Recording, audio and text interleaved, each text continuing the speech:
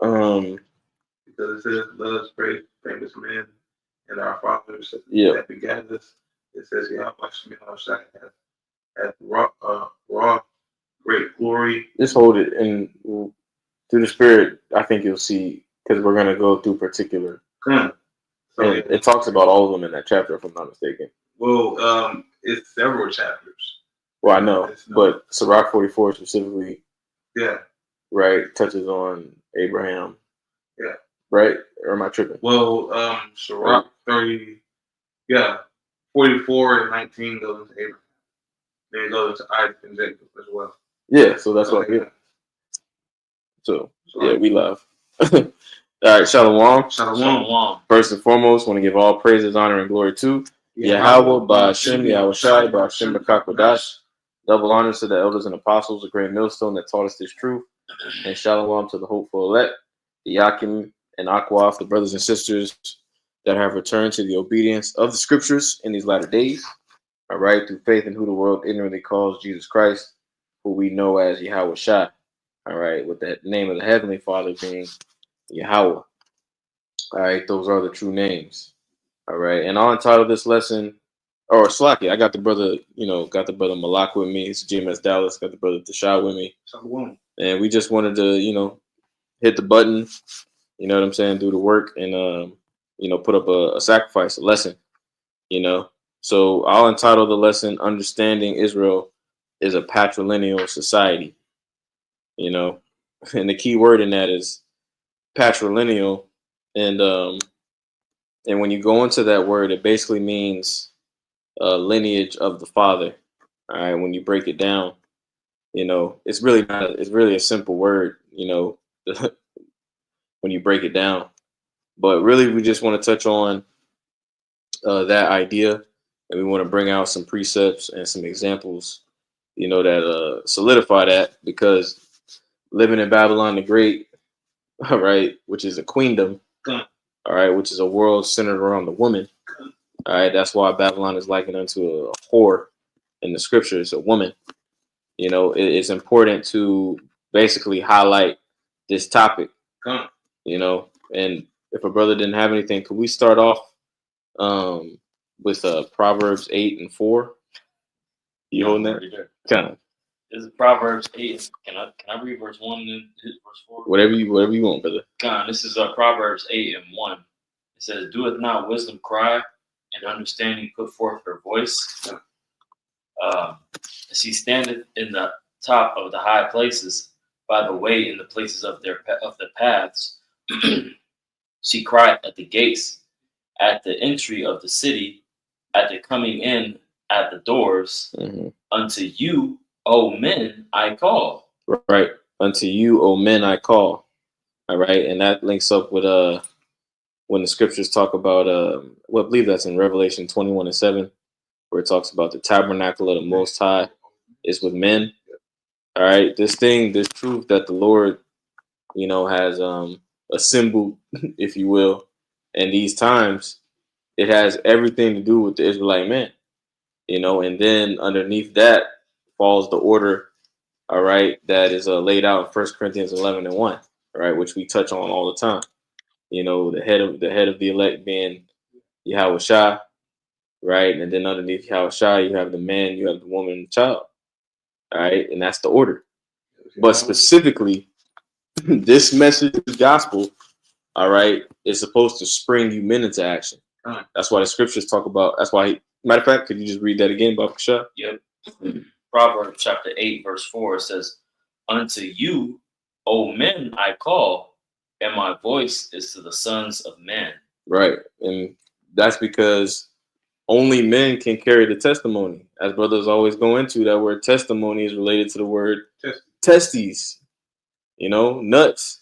It takes it takes nuts. It takes, you know what I mean? It takes all that to be rooted and built up in this thing, and to have faith, really. Women were not created to have the faculties necessary to stand stiffly. Well,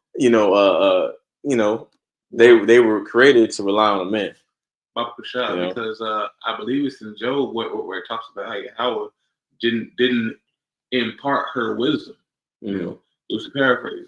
Yep. All right, so they can't even understand the minute things, you know, let alone, you know, step out and prophesy because it's not their role.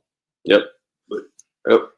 So that's it. I mean, not only, you know, the brothers have to go out and not only the brothers have to go out to the highways and byways and prophesy, which is a whole mixed bag in itself, right? Because brothers is dealing with scoffers. All right, you got to make sure you know brothers is head is on a swivel, brothers on point. Make sure you're teaching the word correctly, making sure you're bringing out the correct amount of precepts. It's not just as simple, and that's what you know bystanders often make the mistake of oversimplifying something. Like when you watching something, like case in point, when these people watch a football game or they watch a basketball game on a pro level, and they think like you know somebody missed a layup and they screaming at the TV, but in reality they couldn't do that very task. If you were thrown out there to the basketball court with a ball, you couldn't make no goddamn layup. Yeah. So who the fuck are you to be mad at LeBron, right, for missing the damn corner three? It's the same thing when it comes to this ministry. You got a lot of niggas standing back on the sidelines watching, talking shit, when in reality, men, women, right, both. And in reality, they couldn't do what the men of the Lord is doing, you know? Because the spirit, because it's through the spirit that we do all these things. Right. All right. And they can't step out and say, hey, I'm gonna be a prophet one day. Nah, it's the spirit how about Shimei Shai that made men step out, you know, to that put the vigor on us to do so. Yep. All right. But we can if brothers are holding anything. Matter of fact, I'm gonna read the etymology of this word real quick, and then we gonna grab Genesis 2 and 7. You want me to grab it at 44? Yeah, hold that on deck. We're gonna jump around through there as we go through some of these other precepts. Let me share my screen real quick. This is that word patrilineal in the Edamon online, and it says of lineage, kinship, etc. And then it says in parentheses, traced through or descended from the father. All right. And when you go into that word patri means father. All right. Another form of that word is pater or pater. And then you have a lineal. All right. Which goes into lineage. Okay. So when you're dealing with the scriptures, all right, that's the reason why when you read like Matthew 1:1, for example, right, and it lists all the, it lists Yahushai's family tree, basically. It only mentions the men. And there's multiple examples. That was a scribal custom, tradition. You can read that throughout the entirety of the scriptures when you read, Chronicles, when you read the book of Ezra, right, who was a Levite of the tribe of Aaron, who was used to doing things like censuses and taking, count of people. It's always the men. Yeah. It's the fathers and it's the sons,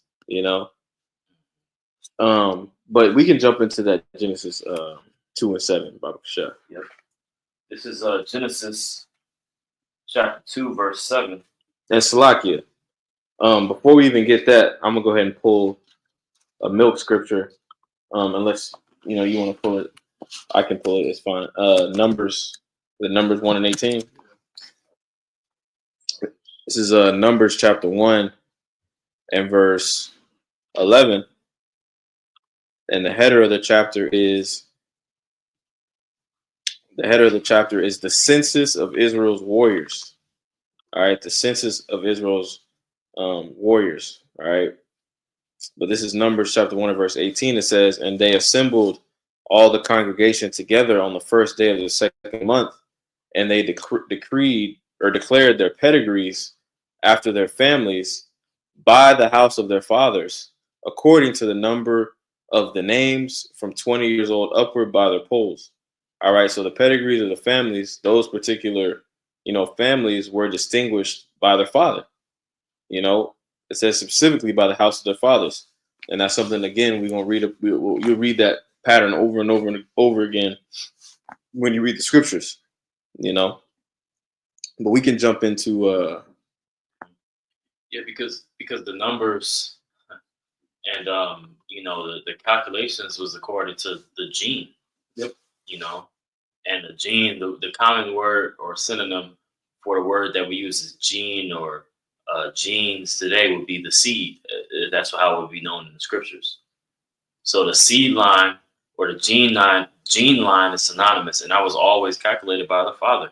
You know, so when you talk about like the continuing of the line, that's how it was always calculated. It was through the generations of the fathers, like you mentioned, Matthew the 1st chapter. Only men through the generations, and it still holds today, and that shows you how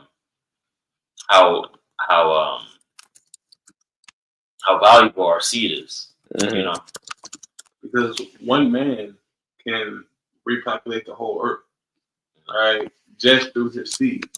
That's why whenever Moses was, whenever Yahweh Shemel Shai was speaking to Moses, and he saw the wickedness of the people, he said, "Hey, I'm just going to do away with all them and start my lineage through you." And Moses had to talk, hey, you know, you have a promise for this people, all right? But all that to say, Yahweh Shemel Shai knew that he could repopulate the whole earth. I got something to back you up. You can speak on it. Isaiah 60:22. All right, it says, "A little one shall become 1,000, and a small one a strong nation. I, the Lord, will hasten it in His time." And see, Yahweh Shemel Shai will hasten it in that time because he knew that he chose specific people. Yep. He knew that he chose specific people to do specific things. All right, and if you're not up for the task, someone else will be raised up in your stead. All right, but that's just the strength and power of how about Shemel Shai. He doesn't need us. All right, Yep. he doesn't need. He can raise up rocks, right, to prophesy. Yep. You know, but it's through the seed. Yep. You know, of the man that he has chosen, you know, to push forth the gospels. Yep. And even from a carnal numbers perspective, right? Because when you get that chapter, Isaiah 60 is basically going into basically how the elect are going to come back down and repopulate the planet Earth, you know, by dealing with all women of all every nation. You know, and that goes into the point that the apostles always make. You don't need the women of our nation to bring back the nation. All you need is it could be a woman in any nation, man. Any nation. I believe it's Wisdom of Solomon. And then too, from a numbers perspective, right? A woman can only carry one child. If a woman gets pregnant, she can only carry that one child for 9 months. Yeah. On the other hand, a man every day from here for the rest of the year till this time next year can impregnate an innumerable amount of women every day and get them all pregnant or get 99.99% of them pregnant. You know, so the Lord obviously made it to where, you know, the men. we are the the givers of life. We are the givers of, because before it's even implanted into a woman, all right, the man carries every child around with him in our scrotum. Right. You know, but you got it. I had something for you real quick. This is 2nd Ezra chapter 6, verse 53. It says, "Upon the 6th day thou gavest commandment unto the earth that before thee it should bring forth beasts, cattle, and creeping things, and after these Adam also, whom thou madest, Lord of all thy creatures, of him come we all, and the people also whom thou hast chosen." See, Moses could have been the next Adam, all right, but Yahweh Shai had promises, you know, for the seed that was already brought through us. You know, even in the creation story, woman came from man. Yep. So, you know, if the Lord really wanted, if he really wanted to, He could delete all the women. Yeah. And have another Eve come through the. He make another Eve for man. And then populate off of that. But we know how the Lord's gonna do it this time. We gonna deal with the heathen women to populate the earth and our women as well. Yep, this is 1 Corinthians 11 and 8 and 9, and then you got it. It says, "For the man is not of the woman, but the woman of the man. Neither was the man created for the woman, but the woman for the man." And really, this is just a bugged out Western mindset. Really, people in the East already know this. That's why in China, having a damn daughter is like the end of the goddamn world. Everybody wants sons, man. Yeah. Why? Because sons Bring forth life. They forward a man's legacy, man, and his ability to promote life on the planet Earth. Because ultimately, that's the point. The whole point of life is to create more life, to create more life abundantly. But we can get back to the next precept on the line. We can jump into the Genesis 2 and 7. This is Genesis 2 and 7. It says, "And the Lord, the powers, formed man of the dust of the ground and breathed into his nostrils the breath of life." Yep. Talking about when Adam was created. Yeah. Right. Which is through the Spirit we know is Yahushua. All right. And Paul, hinted at that when you read the New Testament, those who, to those who can receive it. Could you read that again, Yahushua? Yep. It says, "And the Lord, the powers, formed man of the dust of the ground and breathed into his nostrils the breath of life, and man became a living soul." Yep. And the breath of life, the scriptures tell you that the men in these times have received that pursuant to Ezekiel 37. All right. Receive that breath.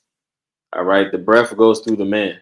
All right. And the breath represents this word, the knowledge, wisdom, and understanding that is being channeled through the men of the Lord. But that energy, that vibration is coming directly from the throne. That's coming directly from Yahweh Shem Yahushua, which also proves that they're men, they're males, they're you know what I mean? Because you got bugged out Jake here in America talking about God as a woman,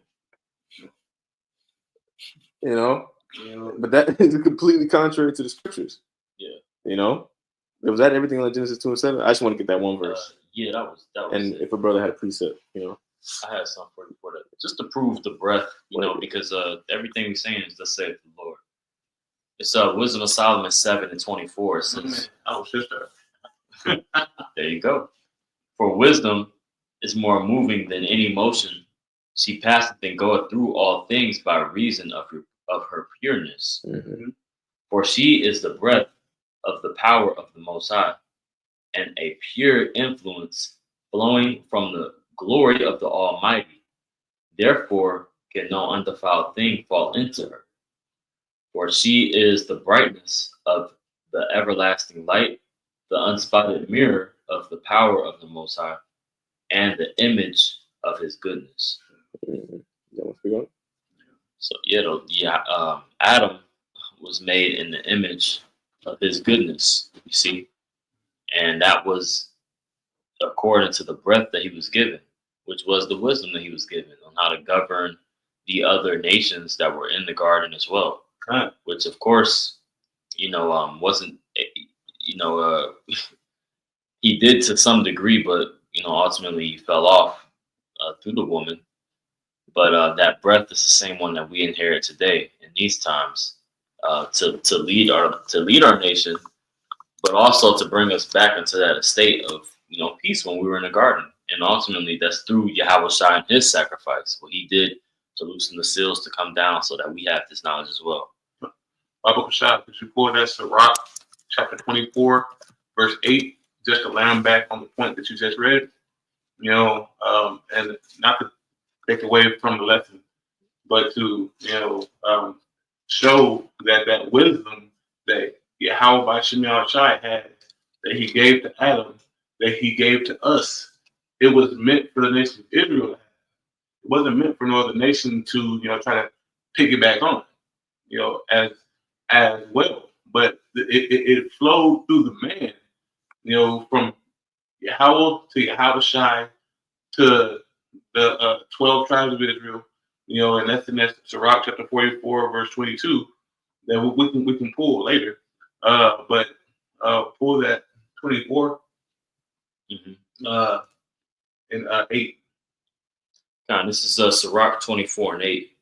It says, "So the Creator of all things gave me a commandment, and He that made me caused my tabernacle to rest, and said, Let thy dwelling be in Jacob, and thy inheritance in Israel."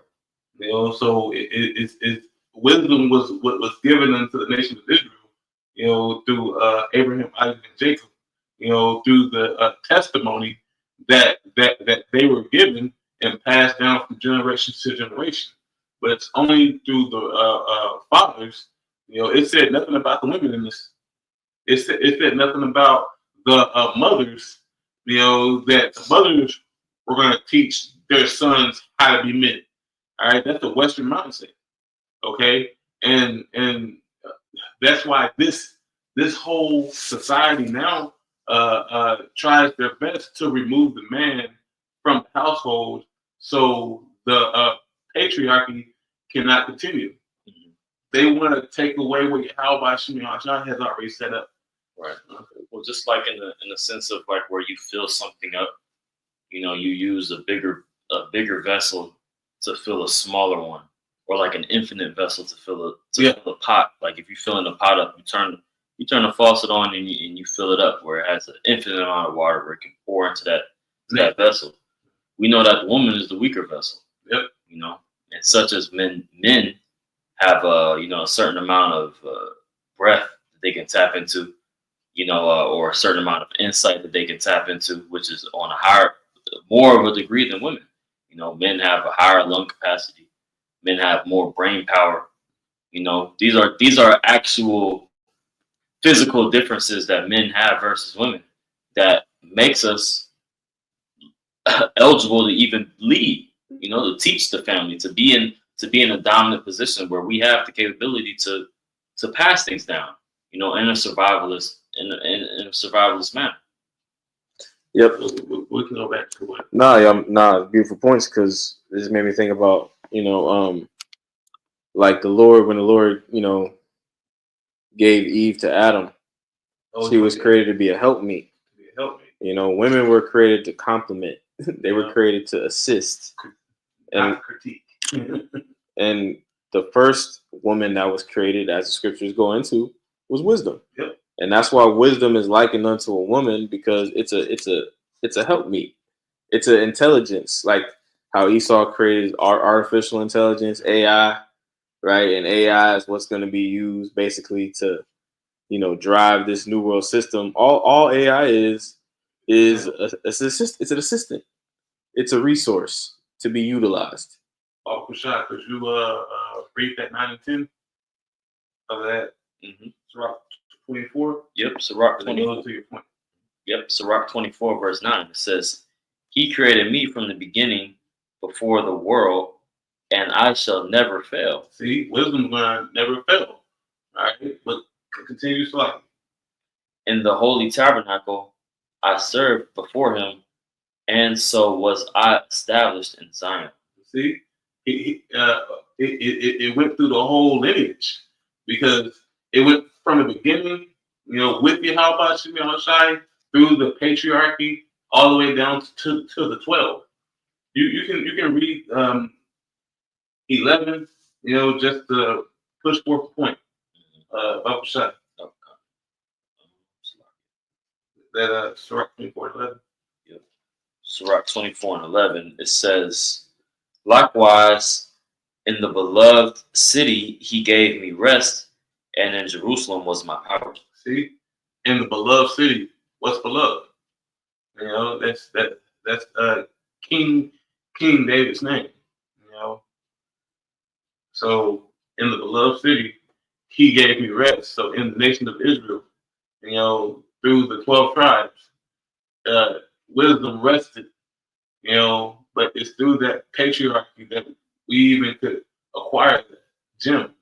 Yep. The Lord called Abraham. The Lord called Moses. Yep. Which is what we're gonna go into. But you got it, bro. Can we grab Genesis 12:1? Okay. Yep. This is Genesis chapter 12, verse 1. It says, now the Yahweh Bashim Yahushua said unto Abraham, get thee out of thy country. Yep, and Abram means exalted father. You got it. God, it says, now the Lord has said unto Abram, get thee out of thy country, and from thy kindred, and from thy father's house, unto a land that I will show thee. Yep. So the Lord, again, right now, we're pulling scriptural examples that show that Yahweh Bashim Yahushua, when things need to be done, when things need to be done, the Lord is calling on his men. All right. The Lord is not calling, the scriptures don't even mention anybody, any woman that, you know what I mean? This is a call for Abraham, man. Yeah. The only woman Yahushua really made reference to when he was on the scene was Lot's wife. Yeah. She went off. As an example. That was the role of women. It was like, remember these examples of the women in the scriptures. Like it was mostly looking at the men. And really, during this time, a woman wouldn't have been even capable of making that journey. Women weren't created to be able to survive the terrain and the wilderness and travel great distances. They weren't created to do that. Men were created to do that. Yeah. And that's why the Lord specifically called, and he had to make a sacrifice. He had to give up his inheritance, whatever it is his father had laid out for him, right? He had to leave it, which again, that's another thing. Sometimes you gotta, and that's the thing that men understand. Sometimes you gotta just you gotta do what you gotta do. You gotta go your own way. You can't always be, sucking on a titty, man. Yeah. And eventually we're all gonna have to do that. Like brothers, brothers are at different stages in their life and different situations. But at the end of the day, and that's scripture, Isaiah the 10th chapter, right? It talks about where the remnant shall no more stay on him that smote him. Roughly paraphrasing. And that's Esau Edom. And we're gonna have to deny him to cleave unto Yahweh Bashim Yahushua again. Because the nation wasn't just riding with E the whole time. Well, not even just that. Like, we could look at it as like, okay, Esau. Like, even these idols that he taught us to worship. Like, when we was going into our land, and the Lord was like, don't go after what these Canaanites had did and worship. Like, even that's to a certain degree. It's like we look into some of these systems and some of the ways of thought the systems that we use of thought, like to logic, like no, we don't hold that. We don't hold that now that we have this knowledge. We look at these generations and the faith of Abraham and the things that he had, and the other examples as well in the scriptures. We look to that for our stay. Yep. Can we grab? Is there anything in Sirach 44 we can grab? Well, matter of fact, we go ahead and touch up on that. It's a little more on this. There's more on that? Okay, you got it. It says, I'm gonna read it from the top. Genesis 12:1. Now the Lord has said unto Abram, get thee out of thy country and from thy kindred and from thy father's house unto a land that I will show thee, and I will make of thee a great nation, and I will bless thee and make thy name great, and thou shalt be a blessing. Yep. So the entirety, and that we know that great nation is talking about the 12 tribes of the nation of Israel. Our whole existence is a byproduct of Abraham being fruitful and multiplying, which is a man's role, it's a man's job. But fast forward all the way now to 2024 here in bugged out Babylon the Great. And what do you got pushed here? You got depopulation pushed here. You got feminism, which feminism is depopulation. You got morality pushed. If you bonehead niggas ain't caught that yet, Feminism is depopulation. Well, if I may say, Moism is depopulation. Rashad, because Margaret Sanger was the one was one of the ones that was pushing feminism, which really is eugenics, and they were trying to X out, Jake's line, with that, so they tried their best to remove the man from the household, so they can stop populating. Like what? Like when Moses was born. Yeah, they slew the males. They slew the males. Yeah, they didn't. They wanted the women for what? Yeah, so that their empire could flourish off of that. Yeah, but they took out the males because they know that was always the overthrow of another nation. Yeah. If the men could populate, that's how they would eventually overrun a nation. But that's how how about Shai had it done. Go in, kill all the males or kill all the women that has had a fruitful bed, and kill all the men, and start with the younger women, that have never had a taste of a husband sinful bed, that so and then bring forth your stock inside of their women. Right, because beautiful point. That this is basic knowledge. Like really, the fact that we got to go through this shows you how low of a state Jake is in. Because how about Shimei Shai, wants his fruitful elect to thrive. Okay, that's how it was back then, and it's the same way now. All right, it doesn't change. But we keep going on that. Is there more? No, it's pretty much. Can we go to Exodus, or we'll grab that report? We'll grab that. This is Sirach 44:1. It says, "Let us now praise famous men." Right, praise famous men. All right, because again, yes, there are women in the scriptures that did the right thing, that were righteous. Right, Esther, for example. Yeah. Right, or Susanna. Right, this ain't a women bashing. That's not what this is. What this is bringing to light the reality of the scriptures and the reality of our, culture. It is male centric. It is a patrilineal, patriarchal society, rightfully so. As we've been breaking down. You got it. Praise comes from that word prize. Yeah, prize. So when bitches ask, "Oh, who's the prize?" The man. Yeah, the man is the prize, man. That's why the scriptures talk about give praise to these men. And like the brother just said, there's few instances where women have really been praised like that. Of course, you have it here and there, but it's they were more taught correctly by who? Their man. Yeah. They were raised right by their father. That's a honor for that man. That he raised a faithful woman. She was brought up to fear the Lord through the man, and a man can only put the fear of the Most High in a human. Yep.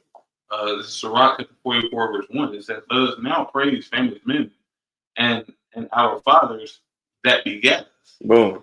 You got it. It says, it says, Yahweh Shimei Shai hath wrought great glory by them through his great power from the beginning. Yep. Wrought great glory, man.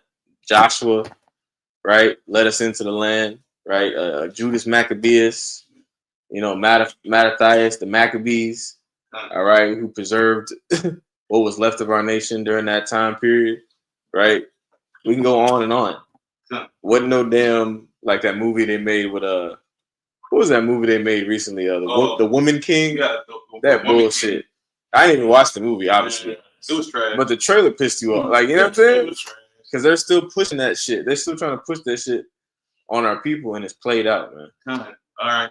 Verse 3, it says, "Such as did bear rule in their kingdoms So it's talking about all of them, all the great men that are being praised, all of them, such as bear rule in their kingdoms, men renowned from their power, giving counsel by their understanding Yep. and declaring prophecies. Yep. Because as we were going into earlier, you got all these men throughout the scriptures who served in the royal courts of other kingdoms. We already know Jake was doing it. We already know Jake had it. When David, was ruling, Solomon was ruling. But even when we were in captivity, Jake was on the rise. Jake was really, in a lot of cases, second-hand in command. Like Joseph. Yep, Joseph was second in command to in Egypt. Right? Daniel, Daniel, Nehemiah, Mordecai. He called me about Shai. But one more verse. It says, "Leaders of the people, by their counsels," it says, and by their knowledge of learning, met for the people, wise and eloquent are their instructions. Yep. All right. So how about Shimei Shai has blessed these men's mind to understand all things. They had the wisdom, knowledge, and understanding. Breath. That breath, tongue. Y'all. Yep. We can grab the Exodus real quick, and then we can go through Sirach, and then we'll wrap it up. You said Exodus 3? Exodus 3 and verse 4. This is Exodus 3 and 4 says, "And when the Lord saw that he turned aside to see, Yahweh called unto him out of the midst of the bush and said, Moses, Moses. And he said, Here am I." Yep, here am I. And as we were touching on earlier, Moses was basically a miracle baby. Moses was supposed to be dead, right? But the Lord preserved Moses by having his mother place him in the river to where he was adopted by that Egyptian, But so that means the Lord preserved him just so he would call him later on in life, and so he would be the mediator to guide us out of Egypt, So that's not that we can't. The Lord didn't call Moses' mom. All right, he didn't call Moses' mom to go to Pharaoh, all right, and take down Pharaoh. Because if Jake had the power, that's how Jake would write the story. That's how Jake, like the way Jake praises, that mama worship demon that's on the Israelite community, that shit is bugged out and it's played out. And if you even got an inkling of that left in you, you got demons on you and you need to pray. You know what I mean? I was shocked at that because, you got some more to go in on about Moses. That was the point on that. Well, let me pull this out. This is Sirach chapter 45. I'm going to read the first 3 verses. Okay, it says, and he brought out of him a merciful man, which found favor in the sight of all flesh, even Moses, beloved of Yahweh Shemel Shai, and man whose memorial is blessed. It says, he made him like to the glorious saint and magnified him so that his enemies stood in fear of him. All right. By his word, he caused the wonders to cease and made him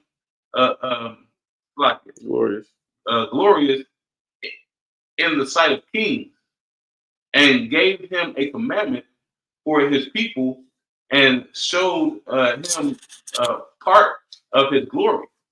So Moses saw Yahweh Shemel Shai, all right, face to face, because he did go up in the chariot. He knew Yahweh Shemel Shai because he was dealing with him on a higher and greater level, because he was one of the patriarchies that helped to take our people out of the one of our lowest conditions. Yep. All right. Can you read verse 4, Baba Shah? Come. It says he sanctified him in his faithful so like Faithfulness.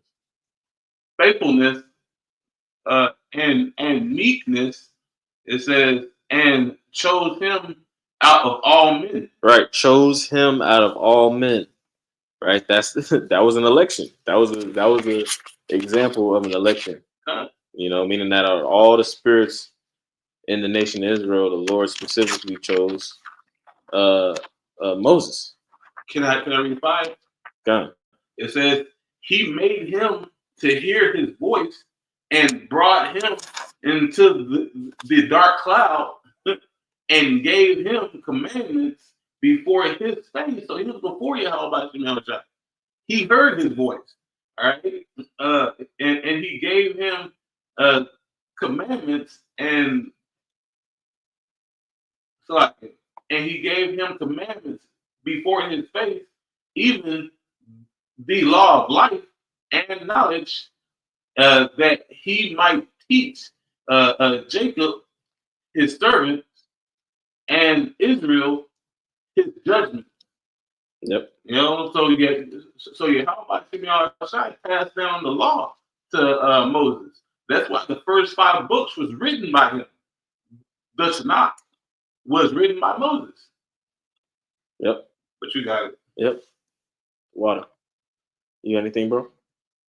Nah, I remember one was in Ezekiel where it talks about the men. I forgot where that is though. Come on, we can finish out. We can jump through Sirach 3. Let's get the highlights. We can close up. Okay. You want to read it? Yeah, I got you. This is Sirach chapter 3. You start at the top.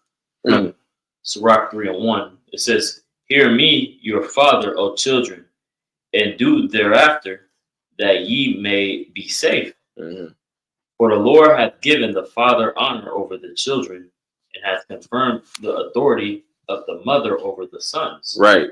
So the Lord set it up to where the father has honor and has jurisdiction basically over the house. Yep. And the mother has her authority through the father. Now, if the mother, for whatever reasons, decides, that to, remove herself from the operation or to be rebellious, right? Guess what? All her authority is gone. And in the ancient world, see, that's the problem. That's why Babylon the Great got to be destroyed. Really, when women are out of order, they supposed to be shit out of luck on their damn own. Yeah. They ain't supposed to be receiving all this goddamn support and community benefit. Right. This and that. And what it's doing is it's empowering these women, as we always go into. The scriptures say a woman shall compass a man. Yeah. So really it's the opposite. Now, if you're a dude, right, and you fall out with a woman and she try to destroy you or try to take the kids and put you in a fucked up situation, now you fucked. It's the opposite. Really, it's supposed to be the opposite. Yeah. The woman's supposed to be fucked. You got it, bro. It says, verse 3, "Whoso honoreth his father maketh an atonement for his sins." Man, and that makes me think about the Apostle Gabar had did a video a few months back going into if your father is alive, however, whatever your relationship is like with him, the main idea of the lesson was that you need to mend that, and you need to, mend that relationship with your father, because at the end of the day, your father begat you. He brought you into this world, and then because this is we're talking to Israelites here, really, all of our, your fathers, because you got, your physical fathers, biological fathers, but you also got spiritual fathers. Especially our spiritual fathers, their reflections, they're different. Like, how can I say this? They represent different characteristics of Yahweh Shem Yahushua. The same way we always talk about how, we can see different aspects of Yahweh in brothers. It's the same thing with our spiritual fathers, and your physical father. It all links up,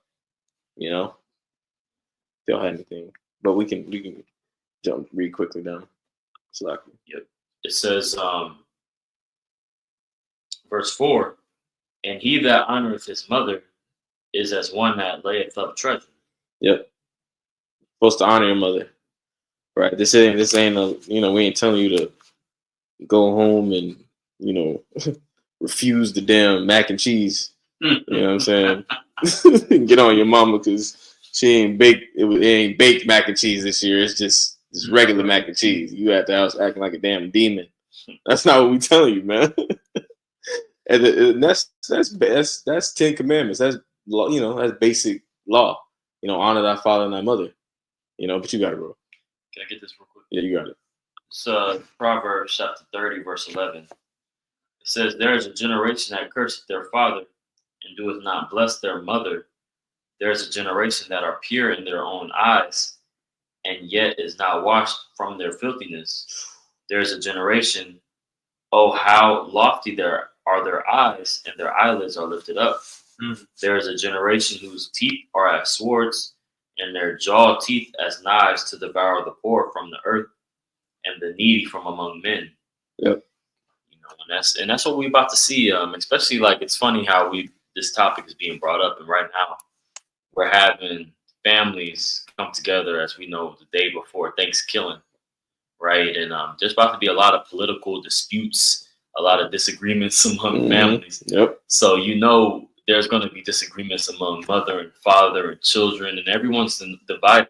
And they're going to look at that as being pure in their own eyes if they're on a level because their algorithm is telling them to to worship this blue party or this red party, when really it's like, bro, fuck, just go, hey, eat some chicken and bounce out. We know what's going on.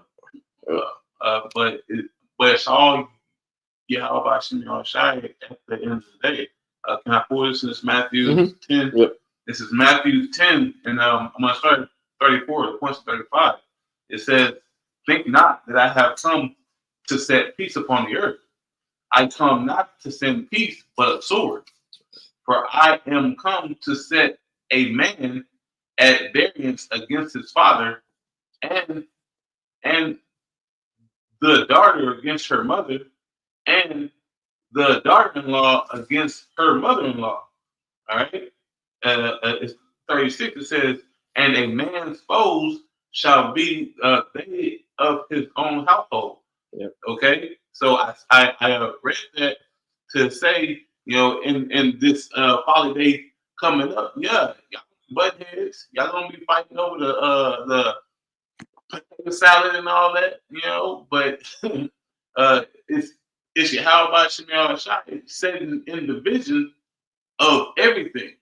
All right. He doesn't want you to be together. Divide and conquer. He's dividing the household, especially if you're a man in this truth. Use subtlety. Be wise as a serpent and harmless as a dove in this time, because Yahweh Shai is about to separate these people, especially in these times, because all hell is about to break loose. And Esau finna start knocking on doors. He finna start asking your mama and your parents what you do, what you be doing in your free time, and if they know that you're in this group and this group is on this list and blah blah blah. He's on this list. That's coming. That's coming to you. That's coming very soon, man. So already be ready. The Lord already warned us about that, and really, we're gonna be praising really through the Spirit. Lord willing, the Lord put the spirit of just joy on us, man. Because really, when this stuff happens, all you can do is laugh. Yeah. All you can do is laugh because, again, the Lord told us all this was going to happen. It's not like the Lord didn't warn us about any of this, and we just, oh my gosh, man. And it's going to hurt in the flesh. It's going to hurt. Yeah. But the scriptures talk about enduring until the end for a reason, Yeah, Peter was warned that he was going to go off when the Lord was going on the cross. He was right. He was like, look, you're going to deny me 3 times. So like the Spirit was always on him to be like, look, I'm going to tell you the good, the bad, and the ugly. I'm I'm gonna let you know. Yep. But the thing is, you can't say that I didn't tell you so. Mm-hmm. So he's told us all these things. The thing is, we just have to be prepared for it. And that goes into, of course, as how bad as it gets, how ugly as it is, know that we didn't, we did all our things to amend things with our parents, with our, our family, like keep it as cordial as possible. But at the end of the day, we know where we walking and we know what they're going, where they're going. You got it. I was gonna say you can grab a piece up. That was a beautiful point you just made, bro. Because Yahweh Shai, like the scriptures, he is the Father. He's the Father under the Father, but he's the Father of us. And the scriptures tell you, Yahweh Shai was used to create everything. So when you read about like when the Lord warned us about all these particular things, like only a father is going to tell you that type of information. Women ain't built, and that goes back to the lesson. Women ain't built to convey this type of advice. Women get emotional, they pull punches, they sugarcoat, they don't want to tell you the whole truth. That's the complete opposite, and that's why the Lord set up men, and he set up, the elders and apostles on down. They're gonna shoot, they're gonna keep it straight, man. They're gonna give us the 100% truth. 100% truth ain't just to break down the scriptures. 100% truth is like a way of living, a way of teaching, a way of shepherding. And as you say, Yahweh Shem Shai is the head father. All right, and the head mother is wisdom. Mm-hmm. So hey, it's the same thing, that we get in this world. Yeah, we have a spiritual mother and father, and we have an earthly mother and father. All right, but you have to know who they are. Yeah. Can I pull this? Because you Mm-hmm. talked about how Shem Shai gives us joy. Yep. Right. This is Ecclesiastes chapter 2, verse 26. It says, "For Yahweh Shem Shai giveth to a man that is good in his sight, wisdom and knowledge and joy." Yep.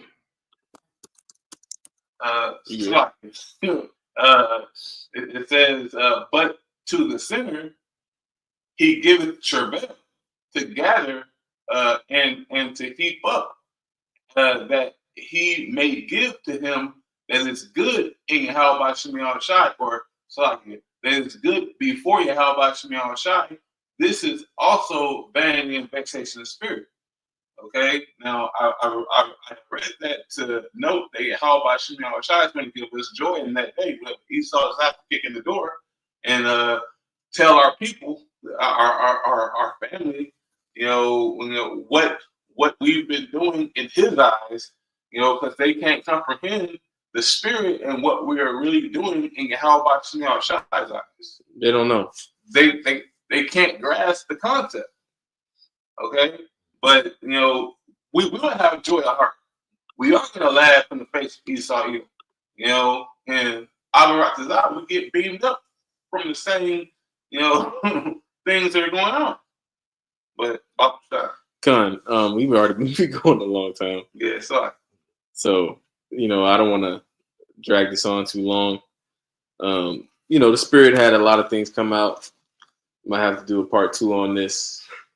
But Lord willing, it was edifying. With that, I want to give all praise, honor, and glory to Yahweh, Ba'Shem, Yahweh Shai, Ba'Shem, Kakadash. Double honors again to the elders and apostles of Great Millstone. Shalom to the next lesson.